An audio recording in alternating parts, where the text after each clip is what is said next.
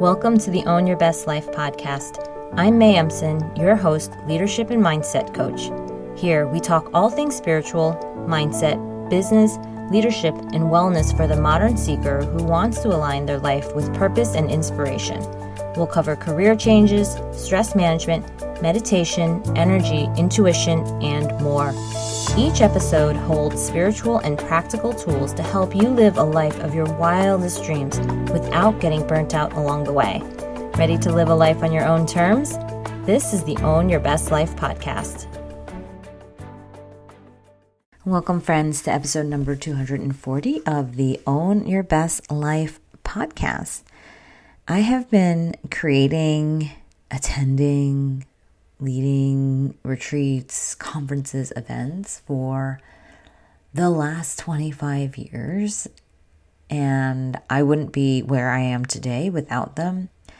Yet they are a huge investment of time, of energy, of resources in terms of attendance, creating them, making the time. So the question of getting your ROI, or what is the return on investment from an event, is often top of mind, whether that's when you're thinking of attending one, during the event itself, or after you return. So today's topic is on how you can 10x the ROI, whether it's a retreat, event, a conference. And these are those real and tangible ways that I have practically and energetically created that much value each time. So we're going to start with the first one. And this one comes on the heels of me having just created a retreat in the last several months. And this is what I do all the time because I'm either creating retreats or events or training events. And creating events themselves is a massive lift in terms of energy and resources. If you have planned a wedding, you might know what that is like. And you think you have it figured out because you've made some of the big decisions, but then there are a myriad of other decisions that come along the way. And so it really teaches you so much about how to marshal and leverage resources, because it is a tremendous outlay of resources, time, and energy of yours and others whenever you're putting together an event. And the tangible logistics that are at play create a project that must be managed no matter the size of the event. And I remember the first time I created an event was when I was in college at University of Maryland, and I led the organization of a career event for my business school. And it was a job fair for the Logistics, Transportation, and Supply Chain Management Society at the University of Maryland. And I can still see in my brain, it's burned in there, the rows of data and the spreadsheets in my mind of who was attending. And I remember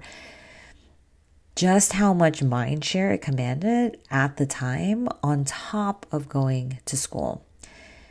But when you create an event, it allows you to learn so much. And it allowed me to learn what it took to put on large events at scale.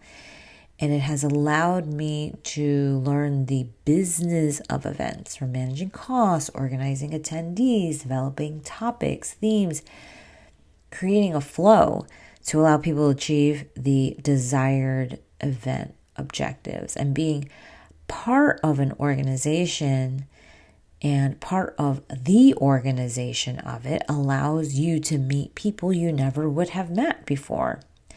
So having that access and that proximity builds confidence in your leadership and in your decision-making skills. And I know many of us do not love sometimes the peopling part of the work that we do, yet it is also the things that we're probably really good at. A lot of my listeners and the people that I work with tend to be really good at people things. Yet it is an expenditure of your time and energy. So we really want to be thoughtful about how we're using it, when we're using it, and creating events is actually one of the best ways to use it. These connections alone have helped me get recommendations. They've given me expertise that transfers across industries when I'm looking for work or to establish credibility, because creating events are a tangible skill and it's a transferable one. It allows you to take leadership roles, because in order for you to drive the events, the retreats, the conferences, to get live humans to come, this ensures that you have to be someone that understands what it's like to be in the seat of other people, to get them to make the time, energy, and resources to make their way to your event out of all the things they can be doing with their time. And each time I create an event, there is a ripple effect of more different events, ideas, connections. It's like thought babies start to happen that are so unexpected.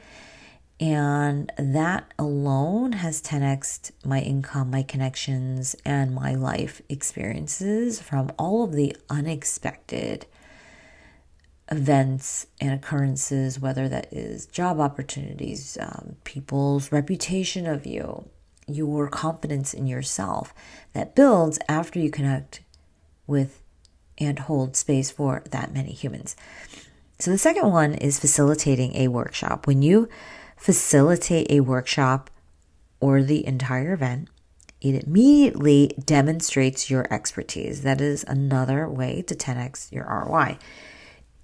If it's a tangential domain, maybe you're teaching on a different topic, or maybe you have multiple areas of expertise, you now have an audience, you now have exposure. And when you deliver well at an event, people will ask you more questions. You'll create new relationships. And then this also creates new and deeper soul-aligned relationships that emerge from there. I've had people sign up for my coaching programs or ask to attend the next live event or the next retreat, or what is the next thing that I'm hosting or putting on, because they've had a chance to see if the experience is for them, if it really was worth it, if they liked how I worked, if they liked the style, the facilitation. And this happens after they attend a live workshop event, after they've met me at a conference or attended one of my retreats, which is often a 10x or multiple 10x return on that time, that energy, or that money that you have invested into events, because these relationships have a lifetime value that goes beyond the money itself. And similar to job interviews, it is natural to want to see people live before you offer them a job so that you can vet them. And I've received job offers after meeting people in person at events where I was able to demonstrate expertise. And that wasn't the goal of what I was doing, but it just occurs because you're in action. So when you are in person, facilitating in front of people, there is no hiding. People are experiencing you, your work, your thoughts, your thought leadership in real time. So they're able to evaluate, benefit from, establish their opinions and thoughts of you more quickly and deeply than if you were an attendee and didn't have time to share what you do or know. So again, I know that this creates anxiety, pressure. Public speaking is not necessarily the top of the list for a lot of people, yet because of that, it is such a large moat. To be able to do it is something that is challenging to do, yet it has such a high ROI because of that level of challenge. The third way to 10x your ROI from retreats, from events, from conferences is to, this is an energetic one, shift your identity. Shifting your identity at an event is one of the fastest ways to 10x your ROI. Whether you are facilitating, whether you're attending, you get to show up as the version of yourself that you want to be, to literally practice new habits, behaviors, actions, new neural pathways, create new karma for yourself.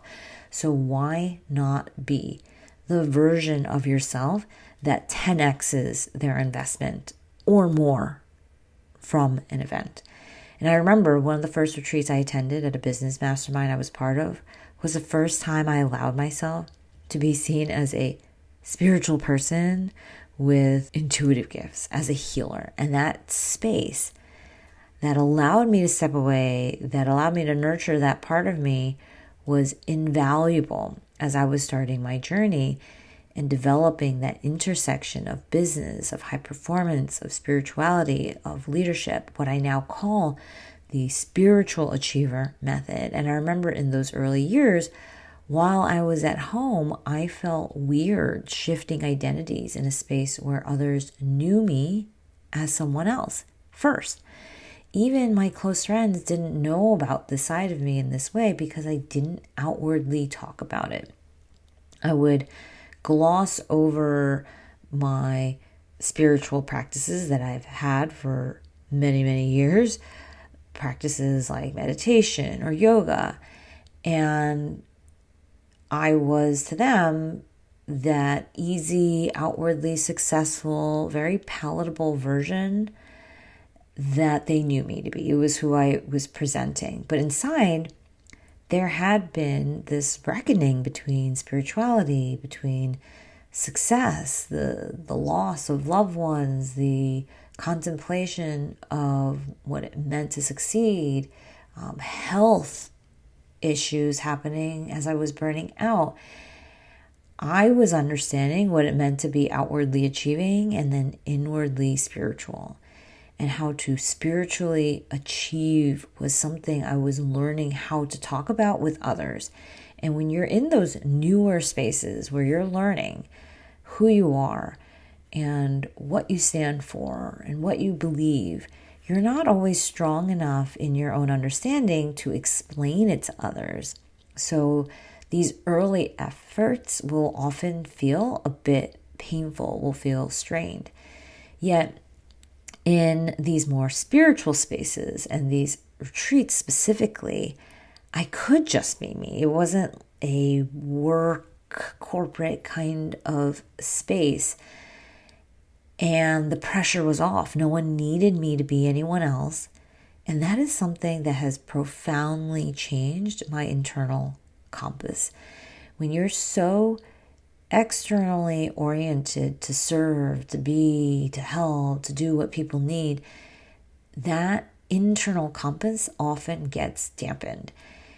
And when I was able to go into these spaces and start to attend retreats of my own, it allowed me to start orienting towards and loving all parts of me first, before asking the outside world for validation that I was good enough, that this weird combination that I had of all this analytical stuff, all this outwardly achieving stuff, all this what seems like status or competitive driven stuff, with this part of me that also felt very soft, very loving, very compassionate, very tender.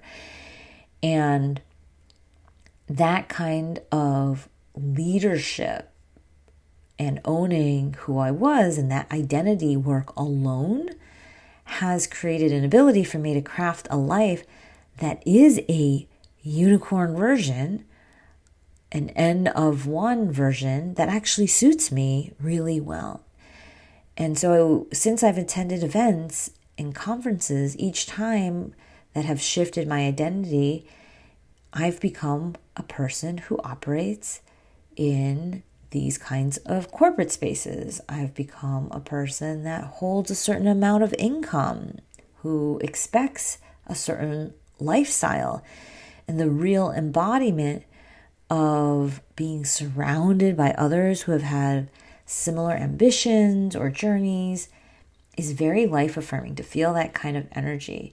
And that can easily 10x your income as well, because suddenly you're like, I'm in a space where these things are assumed. I'm in a space where my time is valuable. I'm in spaces where I value my healing gifts. I'm in spaces that value my brain, whatever it is, each of these spaces can shift your identity. Similar to how when you go to specific schools or jobs or institutions or organizations, those have 10x my net worth. So even thinking about starting a business, being surrounded by entrepreneurs at events, being around an entrepreneur who are handling the same uncertainties, that has also 10x and beyond what I had made initially when I started. Each type of event focused on different outcomes: healing, embodiment, money, somatics, entrepreneurship, industry best practices, leadership. They've all given me firm footing energetically in the tangible world so that I could hold up and live in and be surrounded by the visions that I had inside my mind. There's something just so powerful of seeing the internal come external. So identity work is something I feel can entirely shift the trajectory of your life. So anchoring a fledgling identity with real world live experiences with other people can quickly move you into beliefs, because you have this felt sense in your body of feeling safe enough to be that person that can do this, that this world is normal. And that level of safety helps you take action as if you were a person who's already living that vision that you are holding, whether you're someone that is calm, whether you're someone that is not as stressed with all of this uncertainty, whether you are able to hold space for people having lots of opinions and thoughts and intensity, whether it is a version of you that is just fun, light, more joyful, physically even different. All of that is possible in terms of shifting your identity. The fourth way that I found to 10x your ROI is to create new connections. I was at McKinsey as a summer intern during my MBA at Columbia, and I remember that I was at this event they were hosting for summer interns in Key Biscayne in Florida. And it was at the Ritz-Carlton, and you could bring significant others. I don't think Jay came because of scheduling, but they wanted to really sell you on staying with them and saying yes to their offer. And one afternoon, I was accidentally included. I remember checking my BlackBerry in my room, and suddenly I was like, what is this message? And I was included in this email from several partners to each other, and they were asking about each attendee. They were checking in to make sure every person had someone who had connected with them personally. And while they realized and apologized for having me on that email to see some of the behind the scenes, it really stuck with me. I was so appreciative of seeing just how intentional they were about connecting with individuals. We often take people for granted. McKinsey is a prestigious company, and it was so hard to even get an internship. Why do they even have to try selling us to accept an offer? You might not get one, if there was even one, but they did. They did not assume that you would say yes. They treated you as if you had options. And I've taken that mentality with me to the events, the retreats, the conferences that I've run or attended, being thoughtful for my own hosted experiences, like my retreats, of having moments to connect with each person. I even remember my wedding. It was the same thing. It was a destination wedding. I remember thinking, I want to be able to connect with the people that are there. To me, I've had this realization that luxury to me is deep relationships. So this is really important to me. And if I'm facilitating a workshop, trying to find a moment to say hi to each person, same thing there, even in a large group, so that they know that I appreciate their attendance and their participation. People, I think, underestimate connection and being seen by someone. And even with larger conferences, I am intentional about people or vendors that I want to meet while being open to new connections. I kind of imagine like a little space in a little bubble in my aura for like each of these people to have the time and space, even though you're usually in a crowded room or filled with so many people. I imagine that there will be a deep and lasting and thoughtful connection. So it doesn't feel like this weird, and I think a lot of people feel this networking that feels like very transactional. So that's why it works for me, and that's why I feel good about going to things. I feel it comes from a very honest and open place, and it comes from a very personal agenda to say hi to express my interest, to actually get to know them better as humans, because that's who we are at the end of the day. We're all just humans. We happen to be doing these jobs. We happen to be in these organizations. We happen to be connected in these ways, but we're all humans. And that mentality and the connections made have led to an ROI that is well beyond what I can quantify. Relationships are priceless. Being seen by others, creating memories with other people are priceless. They are the reason for me that I do so much of what I do. One conversation can unlock new business opportunities if you wanted to make it about new business. It can unlock partnerships that last years. And so your network is your net worth. That's a term that we hear, and it's often because of that environment that when you put yourself in can help you grow and develop inevitably. And similar to how we see research, I was reading this the other day about literacy, and that kids in homes where there is intentional time spent learning and interacting with books and ideas, that intentional time, intentional questions that you ask, that creates better outcomes in skills like reading comprehension, because it's similar to the creating new connections. You are interacting with curiosity, with new and different individuals, asking them questions intentionally. That helps you learn faster, better, understand the industry more, understand the lay of the land, the people dynamics. It allows you to get out of the very myopic place that we get into when we're in the day-to-day. And so exposure, proximity to communities, to networks that help you develop and grow will create more growth and development for yourself. The fifth way to 10x your ROI is the integration afterwards. So when we are at a retreat, an event, or a conference, the energy is high. We are so motivated to do new things and meet new people. We almost get like pushed along through peer pressure, hopefully in a good way, to just do, attend, be, and we think, oh, I'm going to do this and I'm going to do this. But what happens afterwards? It's a very common experience that we get home, the energy wears off, we might go back to our old ways of being, we feel isolated again, maybe we're back to some of our old habits. And the reason why you do so much in different spaces when you go away is that changing your environment has such a large impact on what we do and how. It is one of the easiest ways for us to just change things, is to literally change our physical environment.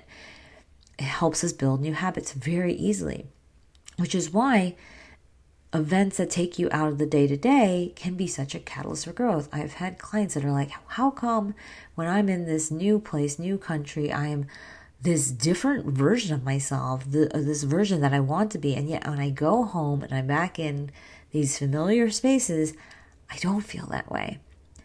So it might not be exactly that same way for you, but you'll probably see something, a kernel of truth in there.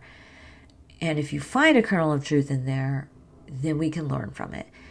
And so what we can learn is that in order to continue that growth, to continue that development, that momentum that you have from these new experiences, I have found that taking action there in that energy to commit myself to a new path has worked to 10x the ROI.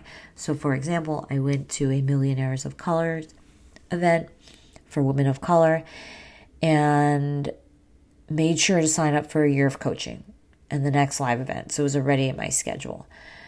Financial health is a priority for me. So doing things that support my income, create income generating activities that have this level of focus has generated 10x for me from new ideas that I have to execute, new energy that I have, to launch new tools that I can now include and offer because I've had exposure of these during an event. So I will connect with individuals. I will set up time after the event. I'll sign up for things and commit to them with time, money, and resources, something that locks me into this new path that I was interested in, that I was inspired by during a retreat, an event, or a conference. This is the getting help portion of it. This is the reconnecting with people, getting the support you need. That is another way to integrate. I have committed to asking for more help, and I think achievers recognize our tendencies to try to do it by ourselves. So each time that I'm surrounded by people, I'm like, right, people, yes, get support, right? It's very easy for us to isolate. So I have committed to asking for more help each time I attend an event, especially knowing that my tendency is to take on more, to put myself on people's calendars. And this has been an unlock for me to continue to grow my capacity. In order to be the CEO of my business, of my life, I need more help, not less help. So I'll schedule coaching calls. I will commit to sharing more with my coaches, more with my support networks.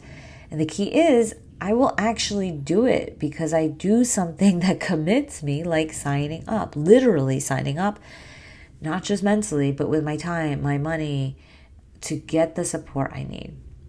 This can look like friendships as well. Continuing to commit to connection moments is the same as scheduling time with someone before you leave to connect again. And I'll often ask if we can meet up virtually if we don't have an opportunity to do so in person. I think when we start to train ourselves and we know ourselves to be people of our word, then we know if I say, let's do this, in my mind, it's like a contract. I'm like, okay, I need to do this because if I say, let's do this, and then I don't do this, that's on me. So none of this has to be rushed. None of this means you have to go out and like hurry up and do all these things, but there does exist this commitment to deciding, what am I taking away from this event? What is going to change? How am I going to allow myself to be changed so I have a new way of living, a new way of being? And knowing ourselves, knowing our tendencies to do what we've always done is part of this journey of understanding what to focus on so that we will grow and find that different edge that allows us to really commit to our own path and not someone else's. I've also brought back tangible things, if you think about integration afterwards, into my life after events, retreats, conferences, things, whether they are new recipes that I'm going to try, whether I have bought books, I redesigned my home being inspired and intentionally doing so and going to places that I knew would have an effect on my home. I've purchased wellness products that I still use or incorporate into my routine. Those are very tangible things that you can do to integrate, to take with you the benefits of an event so it truly becomes a lifestyle and not a one or done experience. And even most recently, this was maybe a year and a half ago, I went to a sales enablement conference by myself because I was like, I need to put myself in spaces where people are doing this kind of work because I'm the only person at my company doing this kind of work. So we need to get out and meet people and just see what else is out there. And it's never a guarantee that you're going to find the thing you need, but there's always something. I always think there's something. Like, I always find I've never had a bad teacher, for example. I've always found that the support that I've had, the resources, the teachers that I had have been fine. So I think there is a mentality to saying I will get what I come for every time. It's just an assumption. And so your brain then locks into, what can I benefit from having attended this? What am I going to take away? And this connection that I made to this vendor that I'm now launching this massive AI tool with, it wasn't just one and done. It was like, oh, this could be a good idea. I see something here. There's some good research here. This is a really interesting tool. We might be able to really use this. Didn't necessarily get traction when I first brought it in, but then what? Suddenly the opportunity appeared again and people were interested. Okay, let's bring this idea back to the table. This is now this massive thing that we're launching that allows us to be really ahead of the curve in terms of our peers on this sales enablement tool. Wouldn't have happened if I didn't go and be okay to spend time that might not have been well utilized. Because that's what happens. We go out and we say, what if it's not worth it? What if I attend this thing and it's not worth it? What if I spend a day here and it's not worth it? Promise you, if you look for how it can be worth it, you will find how to make it worth it. And so becoming extraordinarily wealthy in terms of tangible wealth, physical wealth, emotional wealth comes from seeing that there is so much out there for you to get, that you will get 10x what you put in. And that comes from your own belief. It comes from your own ability to find that and orient yourself towards that kind of question, instead of saying, what if it's not worth my time? And then we lower the bar and we look for reasons why it's not worth our time. So those are the top 5 ways I've 10x my ROI from retreats, events, conferences. As you can tell, I'm very passionate about it because this has been decades of me seeing how it has stacked and laddered up into a skill set, into connections, into new lifestyle, into business opportunities, work opportunities that have lasted a very long time. And I am in the season. I am in the midst of all these things right now. I have 3 more conferences to attend in the next several months. I have 2 more retreat experiences, at least 2 other live events that I'm putting on this year. So this is very top of mind to make sure that these investments are truly going to be worth the time and effort for each, whether it's for me or if I'm hosting something for the people that come. This doesn't even include all the events I put on for all of the in-person trainings that I do, whether I travel to people or they come to me. So I am currently planning for my next 1-day immersion event because I've gotten requests around how do I find the time to do the thing that I really want to do next, to even get clear, to create space to think. And I know I need time, I know I need space, and we're looking for months. But I'm telling you, come in person for a day. This is going to be a design day intensive where we build out your next 90 days. We figure out through the strategic no's filter what to take out, what to focus on, what stays, what goes, and how to make space for what's next. Your personal strategy map will work through what are the things and why you're going to focus on what you're going to focus on. It's going to be in New York. And if you want to leave with a sense of knowing your gifting, your next 90 days, and knowing what you're going to do next, this is the event to attend. Spots are limited. We're already mostly filled before I publicly announce this. So this is a May 9th session. It is not to be missed. If you're a client right now, it is included. And if you're thinking of joining the coaching program, this is the best time to do so. It is a no-brainer.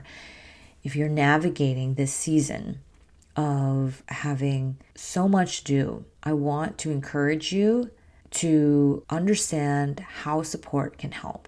And if you want support figuring out what is next without burning yourself out, come join Spiritual Achiever Coaching. It is my year-long coaching experience, one-on-one and group coaching with these design day intensives so that you can get unblocked and unlocked and have that sense of clarity, that growing of your capacity, this laser focus while you are being coached at the highest level. And you can learn more and schedule a call here at www.mayemson.com/contact. I love you, my friends. I hope you have an amazing day, and I'll talk to you next time.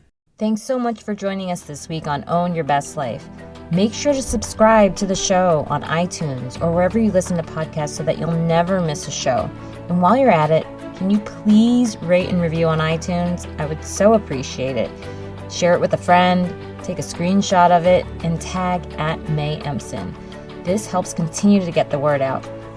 For more show notes and resources, check out www.mayemson.com. You'll have all the links to everything you heard here today. Thanks so much for listening. It's time to own your best life.